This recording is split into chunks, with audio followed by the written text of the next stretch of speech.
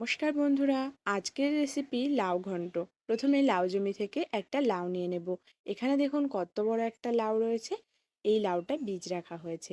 চলুন তবে আজকের রেসিপি শেয়ার করা যাক। আমার চ্যানেলে নতুন বন্ধু হয়ে থাকলে চ্যানেলটি সাবস্ক্রাইব করে আমার পাশে থাকার অনুরোধ রইল। লাউটা খোসা ছাড়িয়ে ভালো করে গ্রেট করে নিচ্ছি একটা গ্রেটারের সাহায্যে। আপনারা চাইলে বটি দিয়ে ছোট ছোট করে কেটে নিতে পারেন। এবার কড়াইতে তেল দিলাম, তেলটা গরম হয়ে গেলেই ফোড়নে দিচ্ছি সাদা জিরে, তেজপাতা আর লঙ্কা। আগে আমি শুকনো কড়াইতে মুগ ডাল ভেজে ভালো করে ধুয়ে জল ঝরিয়ে নিয়েছিলাম।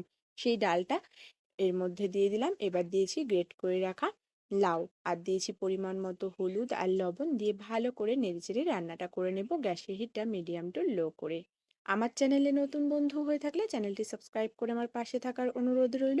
নামানোর আগে ভাজা জিরের গুঁড়ো, চিনি আর একটু চালের গুঁড়ো দিয়ে নামিয়ে নিলাম। আজকের রেসিপি এই পর্যন্ত। দেখা হচ্ছে অন্য কোনো রেসিপিতে। ধন্যবাদ।